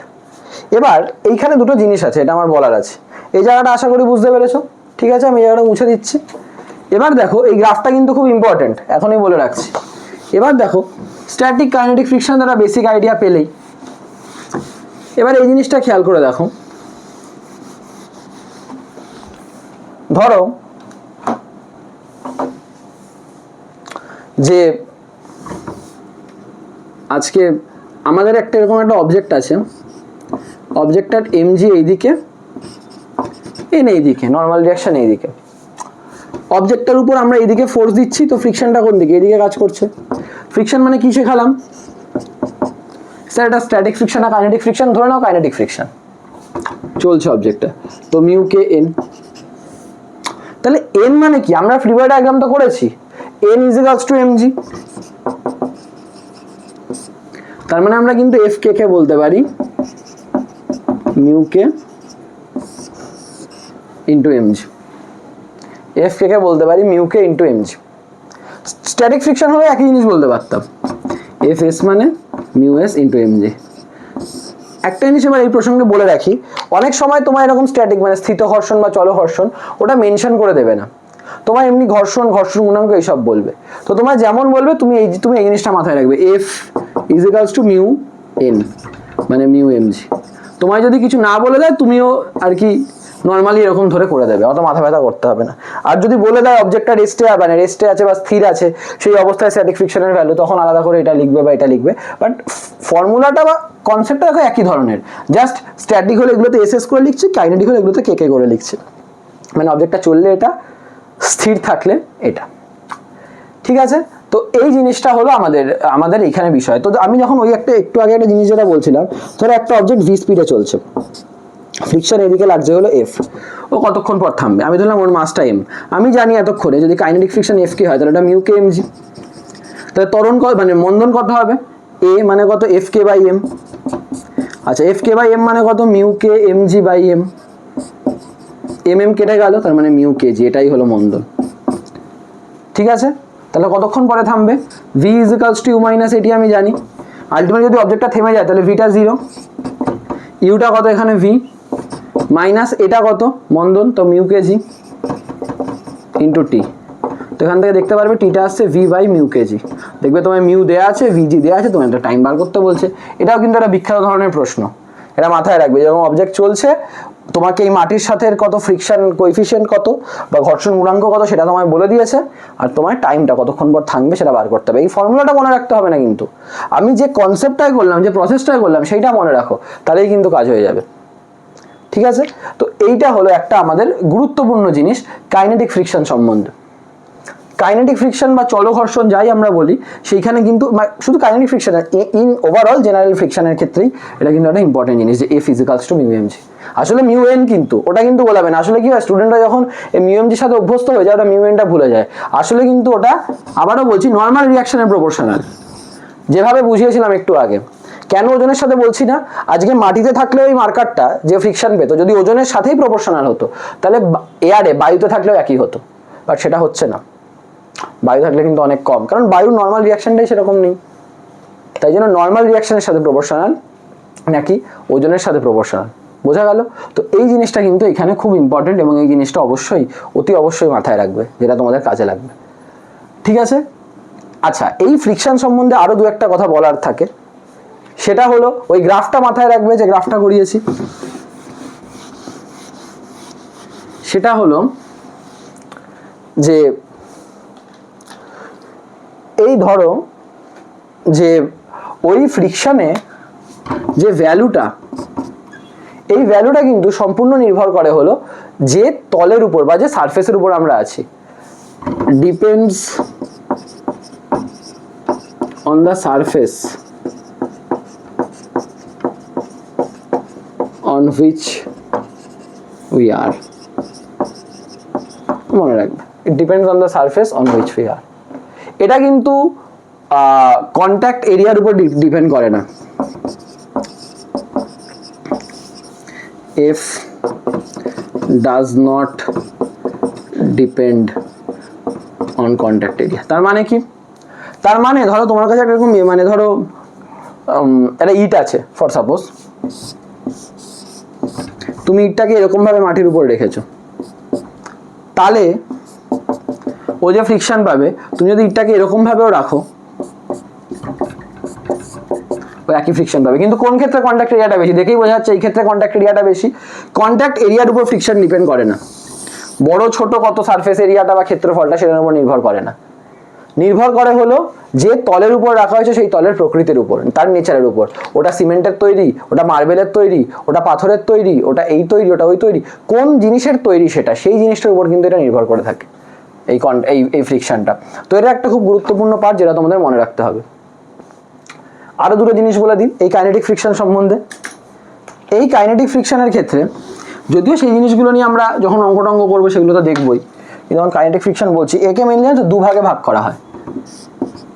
একটাকে বলা হয় স্লাইডিং ফ্রিকশন, আর একটাকে বলে রোলিং ফ্রিকশন। স্লাইডিং ফ্রিকশন মানে যখন অবজেক্টটা কোনো একটা তলের উপর দিয়ে স্লাইড করছে, মানে এগোচ্ছে জাস্ট, মানে এই ধরো তল, এর উপর দিয়ে অবজেক্ট এরকম স্লাইড করে এগিয়ে যাচ্ছে, মানে নর্মালি একটা স্লাইড করা মানে স্লিপ খাওয়ার কথা বলছি না, মানে এগিয়ে যাচ্ছে, এই ধর আমার হাতের উপর দিয়ে মার্কারটা এগিয়ে যাচ্ছে, স্লাইড করছে। তো এই ক্ষেত্রে যেটা আমাদের ফর্মুলা ওই same, F K is equals to mu K, ওই জিনিসটাই। রোলিং ফ্রিকশনটা যে অবজেক্টটা এখন রোল করছে, এই রোলিং ফ্রিকশন একটা জিনিস খুব ইম্পর্টেন্ট।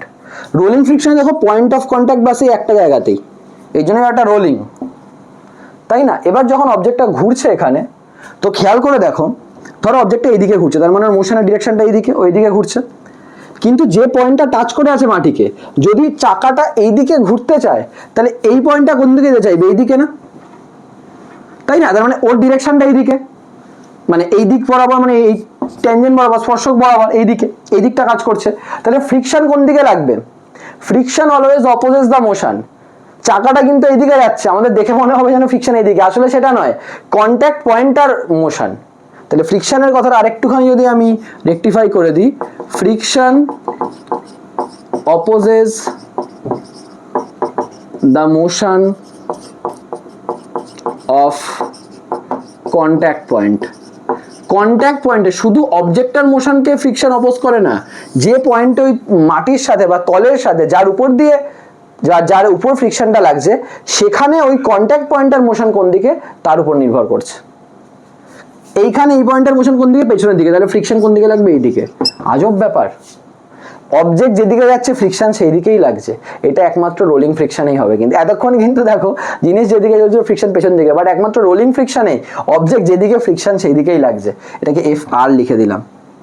এবং স্বাভাবিক ফ্রিকশন এইখানে কি হয়, ফ্রিকশনটা ওর দিকেই লাগে। এবং রোলিং, এবং অবভিয়াসলি তোমরা তোমাদের প্র্যাকটিক্যাল লাইফে দেখবে কোনো কিছু ঠেলার থেকে গড়িয়ে নিয়ে যাওয়া অনেক বেশি সোজা, তাই না? তো রোলিং ফ্রিকশনের ভ্যালু স্লাইডিং ফ্রিকশনের থেকে সবসময় কমই হবে। সোজা ভাষায় মিউ আরটা, এনটা তো সবার ক্ষেত্রেই সেম না, একই অবজেক্টের ক্ষেত্রে, মিউ স্লাইডিং বলে ব্যাপারটা কম হয়ে যাবে। এই হলো ব্যাপার, আর রোলিং ফ্রিকশনের ভ্যালু সবসময় কম। এটা হলো আমাদের রোলিং ফ্রিকশনের একটা ব্যাপার, যেটা আমাদের এখানে জানতে হয়, যে রোলিং ফ্রিকশনের ক্ষেত্রে অবজেক্ট যেদিকে রোল করছে বা যেদিকে যাচ্ছে ফ্রিকশনটাও কিন্তু সেই দিকেই লাগছে। ঠিক আছে, এই রোলিং ফ্রিকশনের এই জিনিসটাও মাথায় রাখবে।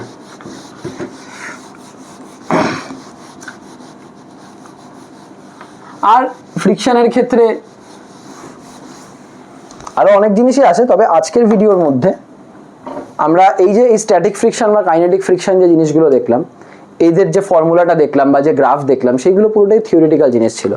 এই সমস্ত কিছুই যেগুলো আলোচনা করলাম, এইখানে আমি কিন্তু শুরু থেকে ফ্রিকশন নিয়ে অনেক কথা বলেছি, কিন্তু আমি কিন্তু এই জিনিসটাই এখনো বলিনি যে ফ্রিকশনের কজ, কেন এই ঘষাটা বা কেন এই একটা রেজিস্টিভ ফোর্স অলরেডি সবসময় এটা এক্সিস্ট করছে।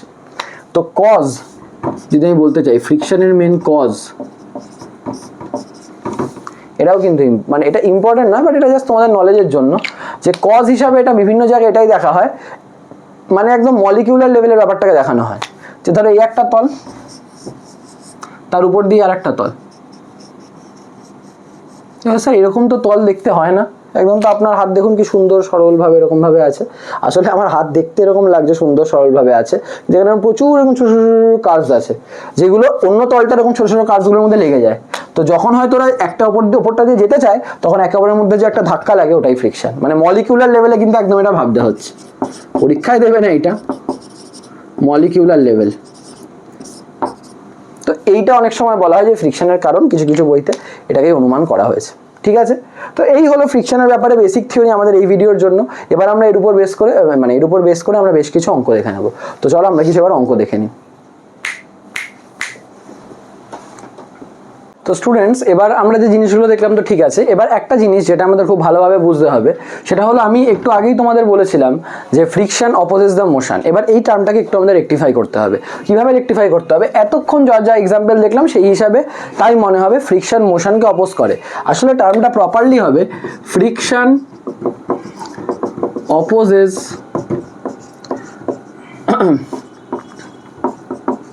The relative motion between two bodies। দুটো বডির মধ্যে রিলেটিভ মোশনটাকে মেনলি অপোজ করে। এটা কিরকম? কেন আমি হঠাৎ করে রিলেটিভ মোশনের কথাটা বলে দিলাম? রিলেটিভ মোশন মানে আপেক্ষিক গতিকে তার বিরুদ্ধে কাজ করে। ধরো নর্মালি আমরা এতক্ষণ দেখলাম, ধরো এই একটা সারফেস, এর উপর একটা অবজেক্ট আছে, তুমি যদি এদিকে ফোর্স দাও তাহলে ফ্রিকশন কোন দিকে লাগবে? পেছন দিকে। ও যেদিকে মুভ করতে চাইবে ফ্রিকশন সবসময় তার অপোজিটে লাগে, এটা আমরা জানি। তো এইখানে মনে যেন মোশনের অপোজিটে কাজ করছে। এবার একটু ধরো তো, যে এই সারফেস, এইখানে একটা অবজেক্ট আছে, তার উপর আরেকটা অবজেক্ট আছে, ঠিক আছে। এবার তুমি এর উপর ধরো ফোর্স দিচ্ছ, একে এদিকে টানছো। তো তুমি যদি এর ফ্রি বডি ডায়াগ্রামটা আঁকো উপরের ব্লকটার, তার ফ্রি বডি ডায়াগ্রামটা কীরকম হবে? ওর ফ্রি বডি ডায়াগ্রামটা হবে ফোর্স এইদিকে, আর এই যে এদের দুজনের যে সারফেসটা আছে, এদের দুজনের যে তলটা আছে, এইখানে ফ্রিকশনটা কোন দিয়ে কাজ করবে? পেছন দিয়ে কাজ করবে, এফ। ঠিক আছে, এইখানে ফ্রিকশনটা পেছন দিয়ে কাজ করবে। হ্যাঁ, এর ক্ষেত্রে ধরো এম জি এইটা, এন ধরো এইটা, তো আমি বলতে পারি এফ ইজিক্যালস টু, আমি যদি ধরি এখানে ফ্রিকশন কোএফিসিয়েন্টটা mu, F ইজিক্যালস to mu N মানে মিউ এম জি, কারণ এন আর এম জি সমান, এটা বলতে পারি। ঠিক আছে, এবার এই অবজেক্টের উপর যখন ফ্রিকশন এদিকে কাজ করবে, এবার ভাবো তো এর যদি ফ্রি বডি ডায়াগ্রাম আঁকো, ব্যাপারটা দেখতে কিরকম হবে? ওর ফ্রি বডি ডায়াগ্রাম আঁকলে কিন্তু ওর উপর ফ্রিকশনটা সামনের দিকে কাজ করছে। কেন স্যার এরকম কেন হলো? ভালো করে জিনিসটা বুঝবে। কেন আমি লিখেছি এখানে relative motion between two body. তুমি যদি একটা বডির উপর একটা বডিকে রাখো, ও যখন এদিকে চলা শুরু করলো, তো ফ্রিকশন কি? ফ্রিকশন ভাবছে আমি মোশন অপোজ করব। তো ও দেখছে, মানে এই অবজেক্টটা দেখছে আমি তো এদিকে করছি, তাহলে আমার উপর ফ্রিকশনটা পেছন দিকে লাগবে, তাই জন্য এর ক্ষেত্রে পেছন দিকে লেগেছে, এর ক্ষেত্রে পেছন, এই জিনিসটা পেছন দিকে লেগেছে। এবার এ কি দেখছে? নিচের ব্লকটা একটু পয়েন্ট অফ ভিউটা ভাবো তো। নিচের ব্লকটা দেখছে ওপরেরটা এগিয়ে গেল, ও এটা দেখছেন ওপরেরটা এগিয়ে গেল, ও দেখলো আমি পিছিয়ে গেলাম। এ যদি এর উপর দিয়ে এগিয়ে যায়, তাহলে এর কি মনে হবে? আমি পিছিয়ে গেলাম। তাহলে আমি পিছিয়ে গেলাম মানে আমার মোশনটা কোন দিকে? পেছনের দিকে। তাহলে আমার উপর ফ্রিকশন কোন দিকে লাগবে? সামনের দিকে। তা এর উপর যে ফ্রিকশনটা পেছন দিকে, ওটাই ওর উপর সামনের দিকে। তাহলে এখানে কি ফ্রিকশন মোশনের অপোজিটে কাজ করলো না সেম দিকে কাজ করলো? সেম দিকে কাজ করলো। তার মানে এইখানেও কিন্তু, মানে এখানে রিলেটিভ মোশন এই কারণেই বলেছি, দুজনের রিলেটিভ মোশন, এর রেসপেক্টের মোশনটা। এ কি দেখছে? ওর রেসপেক্টে আমার মোশনটা কোন দিকে? পেছনের দিকে। এই বড় ব্লকটা, ওর রেসপেক্টে আমার মোশন কোন দিকে? ও এগিয়ে যাচ্ছে মানে কি আমি পিছিয়ে যাচ্ছি, তাহলে আমার ফ্রিকশন কোন দিকে কাজ করবে? সামনের দিকে। এটাই ব্যাপার। এটাই তো আমরা লস অফ মোশনও দেখে এসেছি না। আজকে যখন ধরো এই দুটো বডি যদি কন্ট্যাক্টে থাকে পরস্পরের, একে যদি একটা কন্ট্যাক্ট ফোর্স স্মল এফ দেয়, এওকে একটা কন্ট্যাক্ট ফোর্স স্মল এফ দেয়। সিমিলারলি আজকে যদি এই তলে এর জন্য ফ্রিকশনটা এদিকে কাজ করে, তাহলে এর জন্য ওই সেম ফ্রিকশনটা এদিকে কাজ করবে। অ্যাকশন রিঅ্যাকশন ফোর্স, ক্রিয়া প্রতিক্রিয়া বল, ওটাই কিন্তু আসলে কিন্তু ফ্রিকশনের কনসেপ্টটা বোঝালাম। এবং অ্যাকশন রিঅ্যাকশন বা ক্রিয়া প্রতিক্রিয়া এটা কিন্তু আলাদা আলাদা অবজেক্টের উপর কাজ করে। দেখো এখানেও তাই হচ্ছে, এই ফ্রিকশনটা এর উপর আর এই সামনের দিকে ফ্রিকশনটা এর উপর, অপোজিটে কাজ করছে। বোঝা গেল? তাই জন্য অ্যাকচুয়ালি টার্মটা হবে relative motion between two bodies. প্রথমে ওই টার্মটা বলে আমি ব্যাপারটা বোঝাই, যাতে ব্যাপারটা তোমাদের পক্ষে বোঝা বা তোমাদের জন্য ব্যাপারটার আন্ডারস্ট্যান্ডিং সুবিধা হয়। যেহেতু এখন একটু ব্যাপারটা বুঝে গেছো, তাই জন্য কিন্তু আমি এই জিনিসটা লিখে দিলাম, যাতে তোমাদের দেখতে আরো ব্যাপারটা ক্ল্যারিটি পায় এবং বুঝতে পারো। ঠিক আছে, এবার এই জিনিসটা তো দেখলে, এই জিনিসটা আমাদের ফ্রিকশনের ক্ষেত্রেও খুব কাজে লাগে। কারণ এরকম আমাদের অনেক অঙ্ক থাকবে যেখানে আমাদের এরকম ফ্রি বডি ডায়াগ্রাম করতে হবে, যেটার মধ্যে আমরা এই ফ্রিকশনের ডিরেকশনটা আমাদের বোঝা খুব দরকার। এবার আমরা বেশ কিছু ফ্রিকশনের উপর বা এই যে কনসেপ্টগুলো দেখলাম তার উপর আমরা বেশ কিছু অঙ্ক দেখে নেব, ঠিক আছে? তো যতটা যা দেখালাম এই থিওরিগুলো দেখো, এবার আমি অঙ্ক নিয়ে আসছি। এই প্রশ্নটা দেখো, এই প্রশ্নটা আমি এটা বলতে চাইছি যে একটা এরকম মাটির উপর একটা ব্লক আছে, সে 14 মিটার পার সেকেন্ডে এগোচ্ছে এবং অবভিয়াসলি ও যখন এগোচ্ছে তার উপর ফ্রিকশন কোন দিকে কাজ করবে? এইদিকে ফ্রিকশন কাজ করবে অবভিয়াসলি। আর বলছে যে 50 মিটার ডিস্টেন্স যাওয়ার পর ও থেমে যাচ্ছে, মানে ওর ভেলোসিটি 0 হয়ে যাচ্ছে। তাহলে ফ্রিকশন কোএফিসিয়েন্ট অফ ফ্রিকশনটা কত? এটা হলো আমার কাছে প্রশ্ন। আশা করি বুঝতে পেরেছো প্রশ্নটা, দরকার পড়ে একবার রিভাইন্ড করে আসতে মানে একটু স্লো মোশনে দেখে নাও। তো আমি দেখতে পাচ্ছি অবজেক্টটা এদিকে যাচ্ছে, ফ্রিকশন এদিকে কাজ করছে। আমরা এরকম জিনিস একটু আগেই আমরা দেখেছি। তাহলে ওর উপর কত রিটার্ডেশন কাজ করছে? তুমি দেখো তোর ফ্রি বডি ডায়াগ্রাম আঁকলে এমজি এইদিকে, এন এইদিকে, ঠিক আছে? তার মানে আমরা জানি এফ ইজিক্যালস টু মিউ এন, তার মানে আবার মিউ এমজি, কারণ এই দুটো ফোর্স পরস্পরকে ব্যালেন্স করে দিচ্ছে।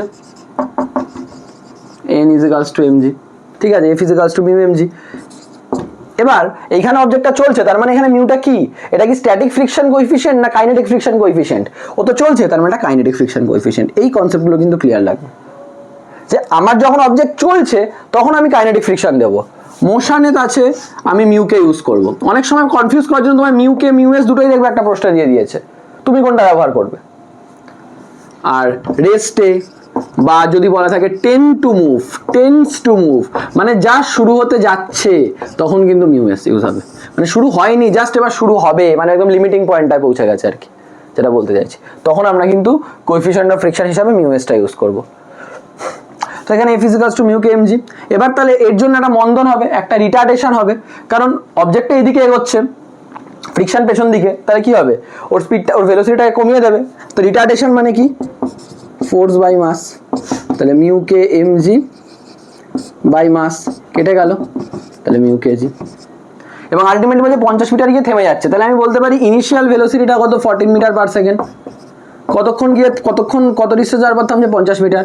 তার মানে ফাইনাল ভেলোসিটি কত? 0। এটা আমরা এটা জানি, তার মানে ফর্মুলা বলতে পারি V square is equals to U square minus 2s, তাহলে 0 is equals to 14 square minus 2 into mu K G, জিটাকে আমি 9.8 ধরে নিই, আর এস কত? 50।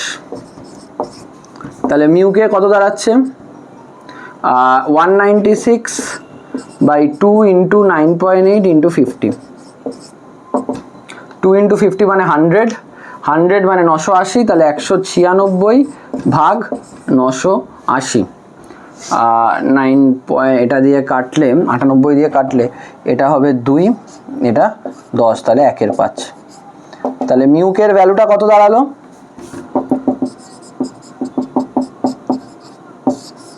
1/5। বোঝা গেল? তাহলে এটাই কিন্তু আমাদের কোএফিসিয়েন্ট অফ ফ্রিকশন, এবং এটা কিন্তু কাইনেটিক ফ্রিকশন, মাথায় থাকে জানো, অবজেক্টটা চলছিল কিন্তু স্থির ছিল না, তবে এটা কিন্তু কোএফিসিয়েন্ট অফ কাইনেটিক ফ্রিকশন। কনসেপ্টটা ক্লিয়ার? দেখে নাও এই প্রশ্নটা দেখো, এইখানে বলেছে এই ব্লকটা 5 কেজি বা 5 কেজির ব্লক, এবং এটা যে সারফেসের উপর আছে তার কোএফিসিয়েন্ট অফ স্ট্যাটিক ফ্রিকশন মানে স্থিত ঘর্ষণ গুণাঙ্কটা হলো 0.8, আর কোএফিসিয়েন্ট অফ কাইনেটিক ফ্রিকশন হলো 0.6। প্রশ্ন তোমায় করেছে minimum force required to start the motion, আমি স্টার্ট লিখেছি মানে অবজেক্টটা চলা শুরু করবে, তুমি এইদিকে ফোর্স দিচ্ছ।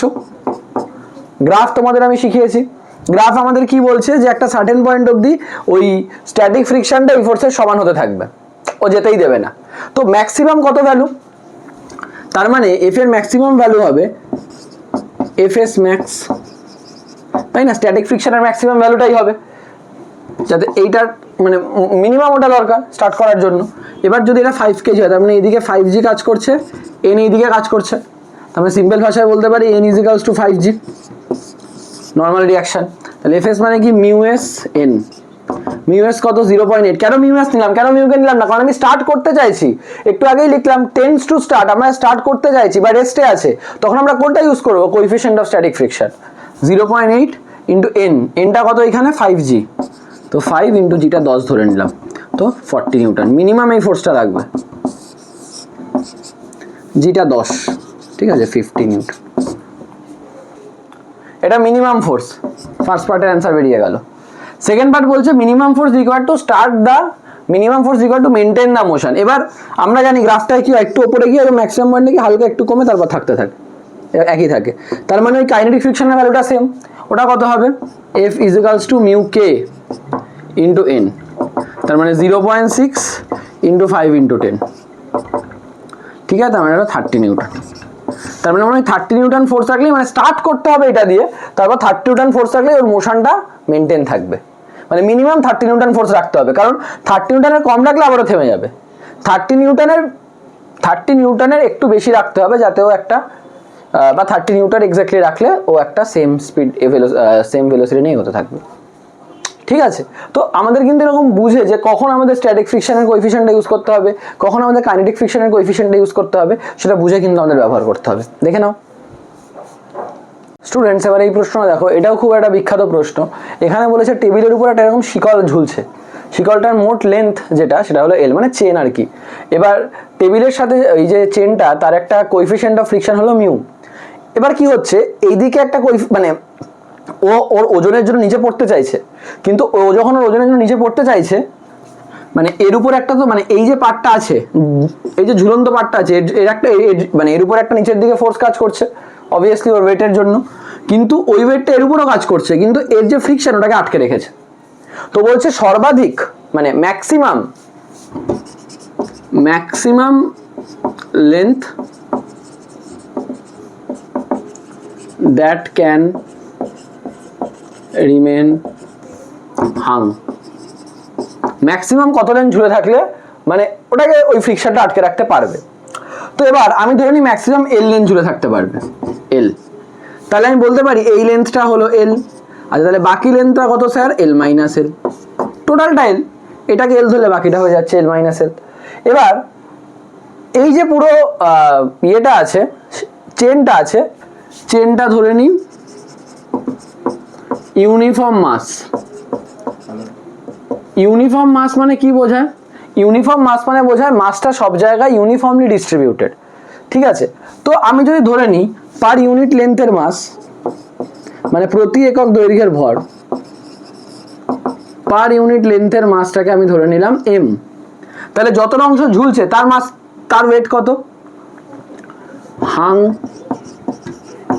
পোরশন ওয়েট কত, এল এম জি, কারণ তার মাসটা কত, আমি পার ইউনিট লেন্থের মাস এম ধরেছি, তাহলে এল লেন্থের মাস কত, এল এম, ওয়েট হলো এল এম জি, তাহলে এর উপর এল এম জি কাজ করছে।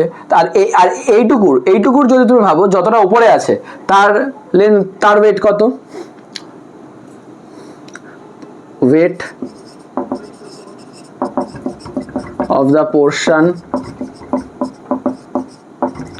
which is at rest, which is on table, সবাই তো রেস্টেই আছে, কত, L minus L M G. এবার টেবিলের উপর যে পোর্শনটা আছে, এই যে পোর্শনটা আছে, এর L minus L M G নিচের দিকে কাজ করছে, নর্মাল রিঅ্যাকশন এইদিকে, আর এই ফ্রিকশনটা এইদিকে কাজ করছে, কোএফিসিয়েন্ট অফ ফ্রিকশন মিউ বলে দিয়েছে, ঠিক আছে। আর আজকেও কেন ঝুলবে, এই নিচের পোর্শনটার ওয়েটের জন্য, নিচের মানে আলটিমেটলি নিচের পোর্শনে কত ওয়েট কাজ করছে, এলএমজি, ওই ওয়েটটাই তো এর উপর কাজ করছে এইদিকে এলএমজি, তার মানে যদি আটকে থাকে তার মানে এ কে ইকুয়াল করতে হবে maximum, LMG is equals to F হতে হবে, তার মানে LMG is equals to mu N হতে হবে, তার মানে LMG is equals to mu এনটা কত, ওই L minus L এমজিটাই, L minus L এমজিটা, তো এমজি এমজি কেটে গেল, তাহলে L is equals to mu capital L minus mu small L, এদিকে চলে আসলো L plus mu small L is equals to mu capital L, তাহলে এল কত হলো mu L by 1 plus mu. এই রেজাল্টটা কিন্তু জানো তো অনেকে আবার জয়েন্টের পারপাসে মনে রেখে দেয়, মানে এই প্রশ্নটাই তো খুব কমন। তো তোমার ধরো মিউ এর ভ্যালু দিয়ে দিল, টোটাল লেন্থটা দিয়ে দিল, তো তুমি বলতে পারবে কতটা লেন্থ ঝুলে থাকতে পারবে, আর এটা পেয়ে গেলে মাইনাস করে কতটা লেন্থ উপরে থাকবে সেটাও বার করতে পারবে।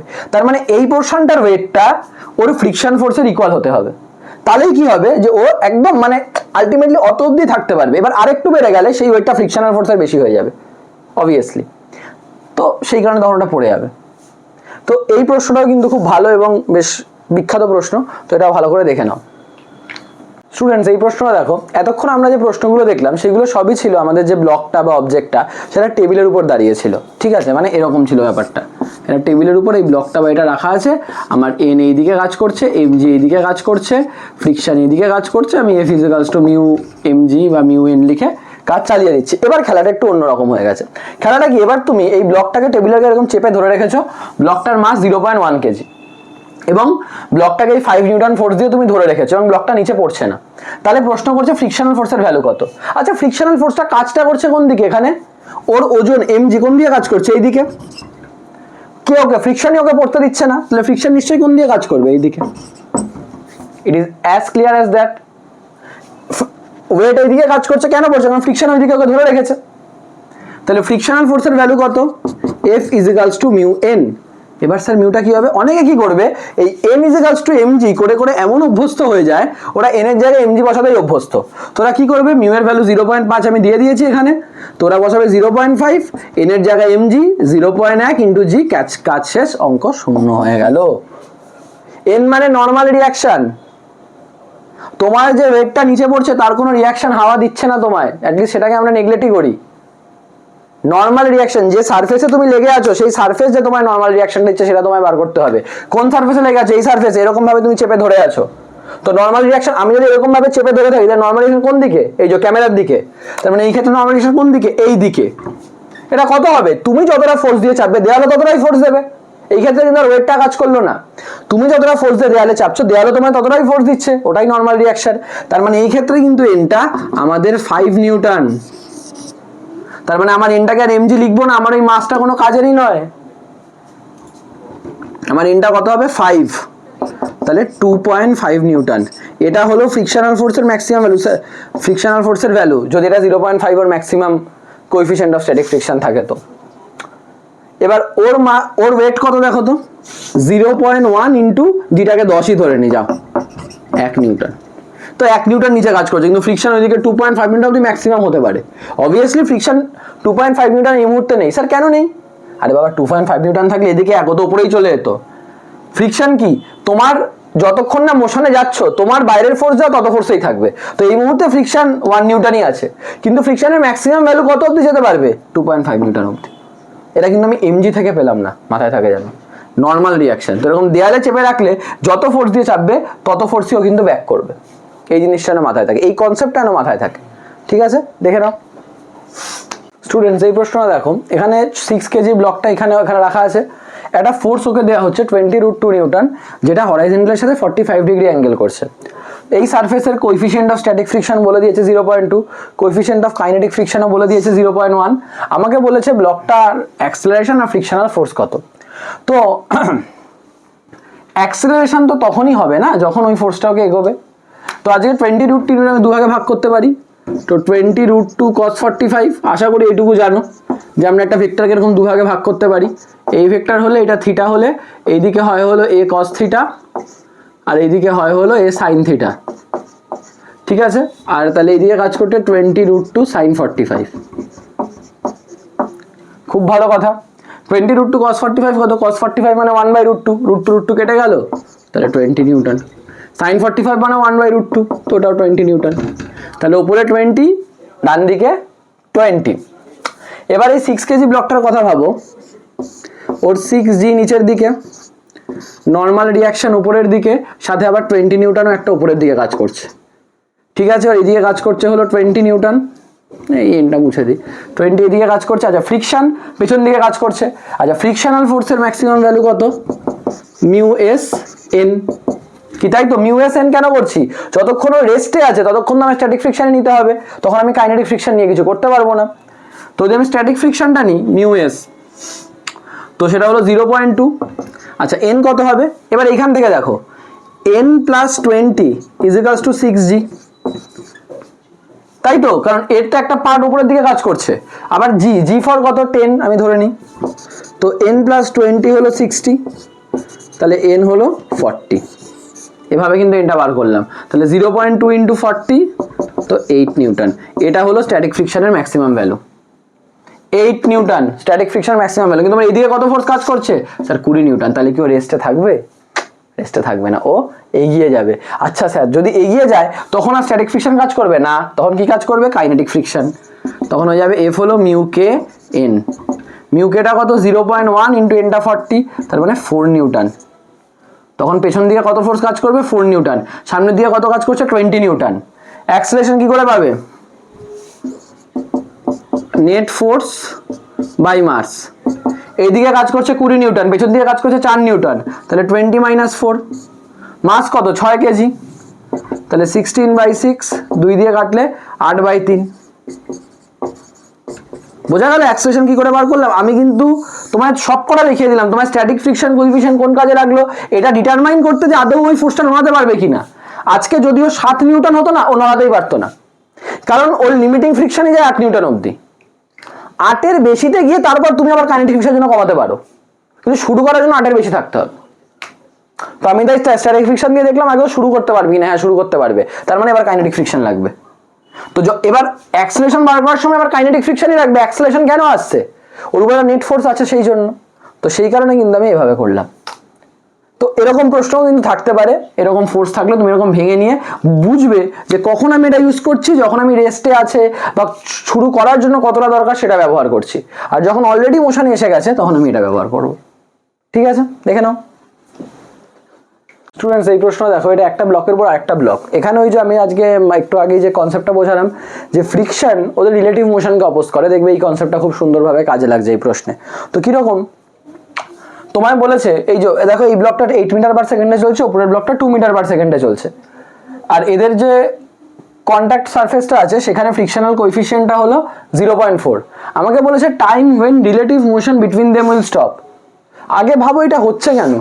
বলছে ওদের মধ্যে রিলেটিভ মোশনটাই বন্ধ হয়ে যাবে। আগে ভাবো তো রিলেটিভ মোশনটা কি ছিল, যে একজনের রেসপেক্টে আরেকজনের মোশন, একজনের রেসপেক্টে আরেকজনের স্পিড বা ভেলোসিটি। এবার এ 8 মিটার পার সেকেন্ডে যাচ্ছে, এ 2 মিটার পার সেকেন্ডে যাচ্ছে, তো এর রেসপেক্টে দেখলে কি হবে? এর মনে হবে মানে ওর রেসপেক্টটা দেখলে, মানে 2 কেজি রেসপেক্ট 1 কেজিকে দেখলে, তো velocity of 1 KG with respect to 2 KG, তাহলে velocity of 1 minus velocity of 2, তার মানে 1 মাইনাস 2 মানে মাইনাস 1, সরি 2 মাইনাস 8 মানে মাইনাস 6। আমি এই যে আবার এই দিকটাকে প্লাস ধরেছি, তার মানে এই দিকটা মাইনাস, তার মানে এ দেখবে জানো আমি স্থির আছি, ও 6 মিটার পার সেকেন্ডে পেছন দিকে সরে যাচ্ছে। এর রেসপেক্টটা দেখলে পুরো উল্টো হবে, ও দেখবে যেন 6 মিটার পার সেকেন্ডে এগিয়ে যাচ্ছে, কারণ অস্বাভাবিক ও স্পিড বেশি। এটাই তো রিলেটিভ মোশনে পড়েছিলাম, একজনের রেসপেক্ট আর একজনের ভেলোসিটি। যদি রিলেটিভ মোশন না পড়ে থাকো, আমাদের চ্যানেলে কাইনেমেটিক্সের মধ্যে রিলেটিভ মোশন ইন 1D বলে ভিডিও আছে, সেটা তোমরা রিলেটিভ মোশন ইন 1D কেমিক্স দাদা বলে সার্চ করলে তোমরা পেয়ে যাবে, বা আমাদের কাইনেমেটিক্সের প্লেলিস্টে গিয়েও তোমরা দেখে নিতে পারো। ওখানে পরপর করে পার্ট 1 পার্ট 2 করে দেখবে চোর পুলিশ প্রবলেম বলে লেখা আছে, তো ওই জায়গা থেকে তোমরা এটা শিখে নিতে পারো। যাই হোক, তো মোদ্দা কথা, তাহলে এদের মধ্যে রিলেটিভ মোশন আছে, কিন্তু স্যার ওটা থেমে যাবে কেন? ফ্রিকশন। ফ্রিকশন কার এগেনস্টে কাজ করে? রিলেটিভ মোশনের এগেনস্টেই তো কাজ করে। ও দেখবে ও পিছিয়ে যাচ্ছে, তার মানে ফ্রিকশন সামনের দিকে কাজ করবে। ও কি দেখছে? আমাকে সিম্পল কথা বলো, ও কি দেখছে? যে ও পিছিয়ে যাচ্ছে 6 মিটার পার সেকেন্ডে। তাহলে ফ্রিকশন কি করে? Friction acts against the relative motion between two body. তো ওর উপর কোন দিকে কাজ করে? ফ্রিকশন সামনের দিকে, যে ওকে আমি পেছাতে দেবো না। তো একসময় ফ্রিকশন কি করবে? উল্টো দিকে কাজ করে করে ওকে থামিয়ে দেবে, তো রিলেটিভ মোশন শেষ হয়ে যাবে। রিলেটিভ মোশন কখন শেষ হবে সেটা জিজ্ঞেস করেছে, এটা সিনারিওটা। ঠিক আছে, একটা সময় থেমেই যাবে, এটা বোঝাই যাচ্ছে। এ বেশি স্পিডে যাচ্ছে, এর উপরে গিয়ে একটা পেছনে একটা জায়গায় থেমেই যাবে। এবার ভাবো, এর যদি তুমি ফ্রি বডি ডায়াগ্রামটা দেখো, 1 কেজি ব্লকের 1G নিচের দিকে, ওটাই এন উপরের দিকে। এবার ও কি দেখছে? ও দেখছে আমি পিছিয়ে যাচ্ছি, এটা এগিয়ে যাচ্ছে। তাহলে ও দেখছে আমি পিছিয়ে যাচ্ছি, তাহলে ওর উপর ফ্রিকশন কোন দিকে কাজ করবে? সামনের দিকে। স্যার আপনি যে এক্সাম্পলটা দিয়েছিলেন ওটা বোঝানোর সময়, তখন কিন্তু এ পেছন দিকে হচ্ছিল, কারণ বাবা তখন এ স্থির ছিল, এ চলছিল, এখানে এ বেশি স্পিডে চলছে।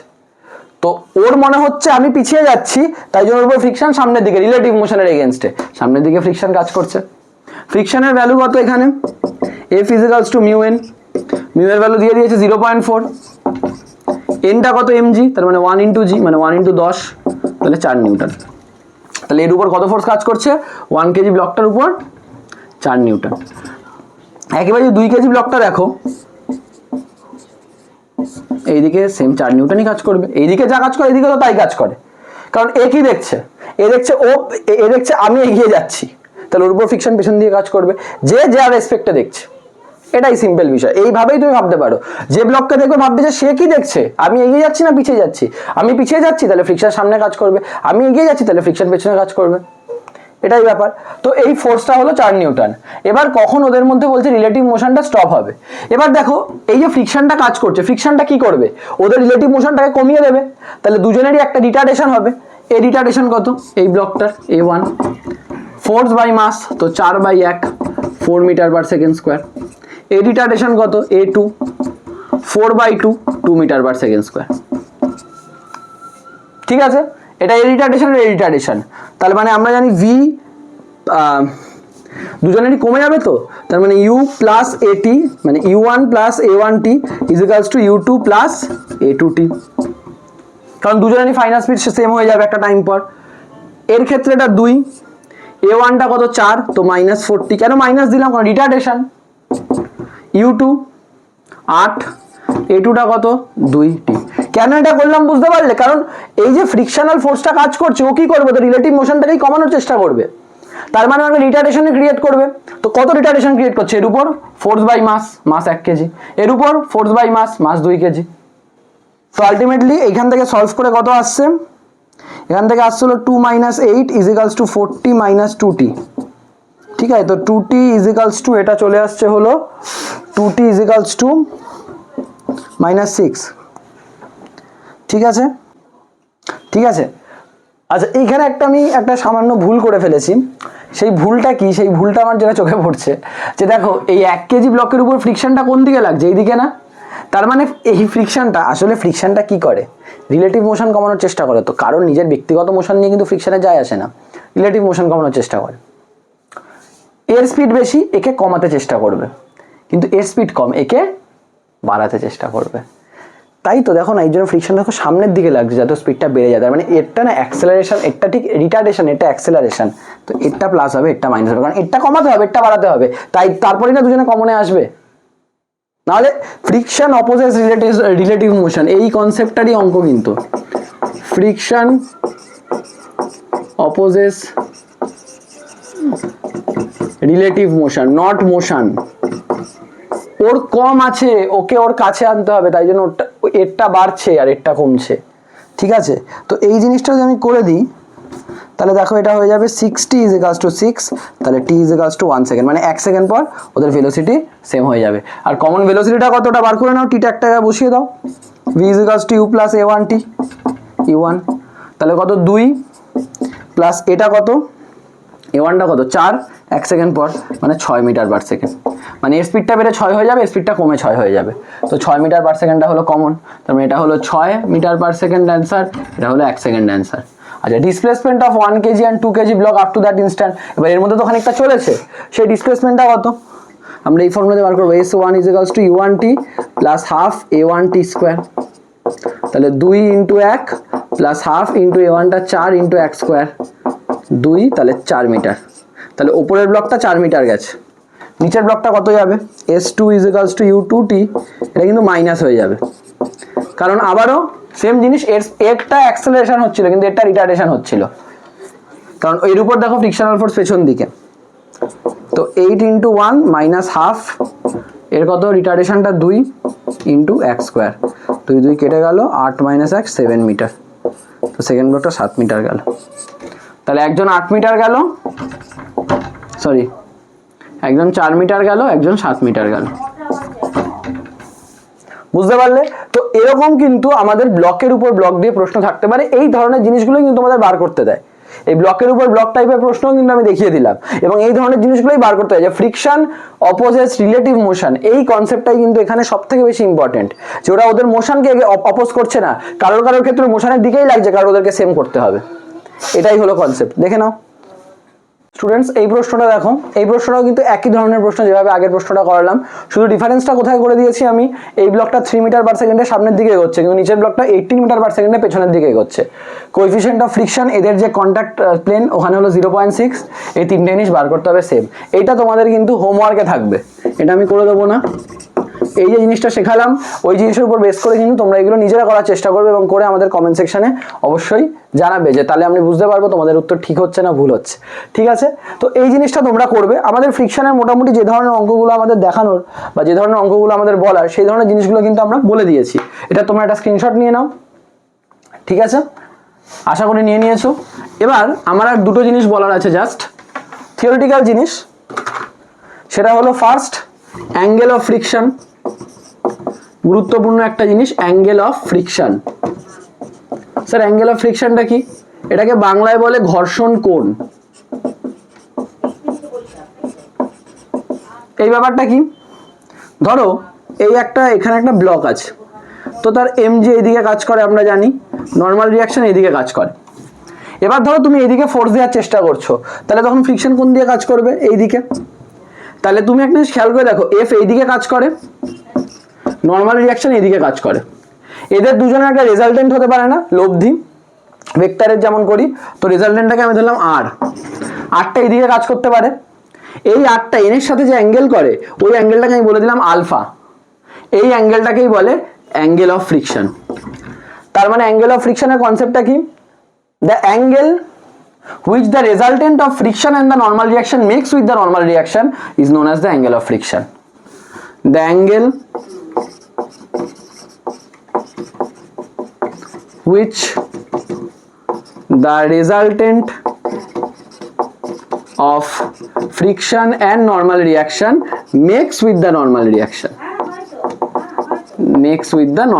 আমি জাস্ট সিম্বলিক্যালি লিখলাম এফএন গুলোকে, সেটাকে বলি আমরা অ্যাঙ্গেল অফ ফ্রিকশন। এর সিগনিফিকেন্সটা কি বুঝিয়ে দিচ্ছি।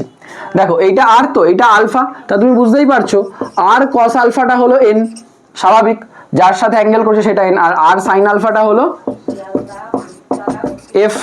ঠিক আছে, তুমি এটাকে এটা দিয়ে ভাগ করে দাও, মানে এটা 1 এটা 2 ধরো, এবার তুমি করে দাও 1 ডিভাইডেড বাই 2, তো R sine alpha divided by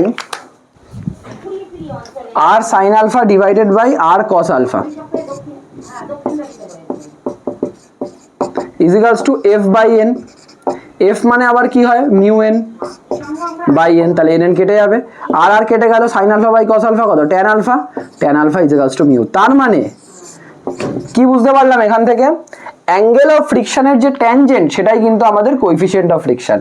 তাহলে tangent of angle of friction, tangent of angle of friction is equals to coefficient of friction. এটা কিন্তু মনে রাখবে। স্যার কোন কোএফিসিয়েন্ট? যদি তোমার অবজেক্টটা চলে তখন সেটা কোএফিসিয়েন্ট অফ কাইনেটিক ফ্রিকশন, যদি অবজেক্টটা স্থির থাকে তাহলে কোএফিসিয়েন্ট অফ স্ট্যাটিক ফ্রিকশন। দুটোই হতে পারে, চললেও তো নর্মাল রিঅ্যাকশন আর ফ্রিকশন লাগছে, দাঁড়িয়ে থাকলেও তো দুটো লাগছে, তুমি যদি বাইরে থেকে ফোর্স দাও, তো দুটোর ক্ষেত্রেই অ্যাপ্লিকেবল। ঠিক আছে, এটা হলো অ্যাঙ্গেল অফ ফ্রিকশন। আর এই কনসেপ্টটা মাথায় রাখবে। অনেক সময় কি হয়, একটা ছোটখাটো প্রশ্ন দিয়ে দিল, অ্যাঙ্গেল অফ ফ্রিকশনটা এত, তাহলে কোএফিসিয়েন্ট অফ ফ্রিকশন কত? যে ফর্মুলাটা জানবে না সে জানবে না যে ধরো এখানে বলে দিয়েছে angle of friction 30 degree, coefficient of friction কত? তুমি ট্যান 30 করে দিলে তোমার কাজ হয়ে গেল। এবার যে জানবে না সে তো পারবে না, তাই জন্য জানতে হবে। ঠিক আছে, এই একটা গুরুত্বপূর্ণ জিনিস। আর এই অ্যাঙ্গেল অফ ফ্রিকশন থেকে একটা জিনিস আছে, সেটাকে আমরা বলে থাকি হলো, এটা আমি মুছে দিচ্ছি, তোমরা আশা করি দেখে নিয়েছো। তো এই অ্যাঙ্গেল অফ ফ্রিকশন থেকে একটা জিনিস আছে, সেই জিনিসটা হলো আমাদের ওটাকে বলে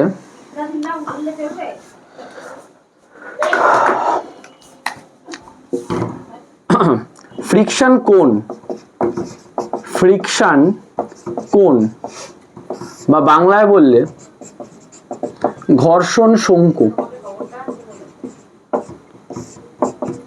এই জিনিসটার কনসেপ্টটা কিন্তু ইম্পর্টেন্ট। এটা কিছুই না, এটা থিওরিটিক্যাল কনসেপ্ট, আর কিছুই না, অনেক বইতে সব নেইও। বলছে এই যে অবজেক্টটার উপর এই যে একটা ফ্রিকশন কাজ করছে, নর্মাল রিঅ্যাকশন কাজ করছে, আর এটা হলো ওদের দুজনের রেজাল্টেন্ট। তো এটাকে যদি তুমি ফিক্স রেখে পুরোটা ঘোরাও, এইদিকেও সেম আর পাবে। হ্যাঁ, তুমি কি সেম পাবে? হ্যাঁ, তোমার পুরো অ্যাঙ্গেলটা আলফা, একটা পুরো এরকম যদি চারিদিকে ঘোরে, একটা তুমি পুরো কোণ পেয়ে গেলে না? এটাকেই বলে আমাদের ঘর্ষণ শঙ্কু বা ফ্রিকশন কোণ, যার সেমি ভার্টিক্যাল অ্যাঙ্গেলটা, সেমি ভার্টিক্যাল অ্যাঙ্গেল হলো আলফা, মানে angle of friction. Semi vertical angle মানে কি, একটা কোণের ক্ষেত্রে এই যে অ্যাঙ্গেলটা থাকে এটাকে বলে ভার্টিক্যাল অ্যাঙ্গেল। ওটাকে যদি মাঝখান দিয়ে একদম বাইসেক্ট করে দাও, মানে সমদ্বিখণ্ডিত করে দাও, তাহলে এই পার্টগুলোকে বলে সেমি ভার্টিক্যাল অ্যাঙ্গেল, বাংলায় বলে অর্ধ শিরক কোণ। অর্ধ শিরো কোণ, ঠিক আছে, ওটাকে আমরা বলে থাকি হলো সেমি ভার্টিক্যাল অ্যাঙ্গেল। তো ওইটা হলো আলফা। তো এটাই কনসেপ্ট, জাস্ট আর কিছু না। তো এই রেজাল্টেন্টটা পুরোটা একবার ওই অ্যাঙ্গেল করে যদি ঘোরে তাহলে যে কোণটা তৈরি করে তাকে আমাদের ফ্রিকশন কোণ বলে, ঠিক আছে। তো এই জিনিসটা মাথায় রাখবে। এবং এই জিনিসগুলো কিন্তু আমাদের এই ফ্রিকশন চ্যাপ্টারের ক্ষেত্রে খুবই ইম্পর্টেন্ট, খুবই দরকারি। থিওরিটিক্যাল হলো বা ম্যাথমেটিক্যাল বলো, উভয় ক্ষেত্রেই খুব দরকারি একটা জিনিস। তো ভালো করে এই জিনিসটা তোমরা দেখে রাখবে। এইগুলো ফ্রিকশনের কিছু বেসিক জিনিস, যে জিনিসগুলো তোমাদের বিভিন্ন ক্ষেত্রে কাজে লাগতে চলেছে। তো আমাদের আজকের এই ভিডিওটা এতটাই থাকবে। আমাদের পরের ভিডিওতে আমরা ফ্রিকশনের উপর আরও কিছু ধরনের প্রবলেমস দেখবো, আরও কিছু কোয়েশ্চেন্স যেগুলো ধরো আমাদের বোর্ডস বা জয়েন্টের ক্ষেত্রে আসে সেই ধরনের প্রশ্ন দেখবো, আরও কিছু টপিক, ইনক্লাইন প্লেনের টপিক সব থেকে বড় জিনিস, ওটা আলোচনা করা বাকি আছে, সেসব করবো। তো ভিডিও আসতে থাকবে, তোমাদের দেখতে থাকতে হবে, পড়াশোনা করতে থাকতে হবে। সমস্যা হলে আমাদের পাঠাতে হবে, কমেন্ট সেকশনে কমেন্ট করতে হবে, চ্যানেল ফলো করতে পারো, সাবস্ক্রাইব করতে পারো। এক কথা সব ভিডিওতে বলি, এবারও বলছি, কিন্তু তোমরা ভালো করে পড়াশোনা করো, তাহলেই আমাদের পড়ানোর মোটিভেশন, তাহলে তোমাদেরও পড়তে ভালো লাগবে, আমাদেরও পড়াতে ভালো লাগবে, ঠিক আছে। তো টাটা আজকের জন্য, তোমাদের সাথে আবার দেখা হবে পরের ভিডিওতে।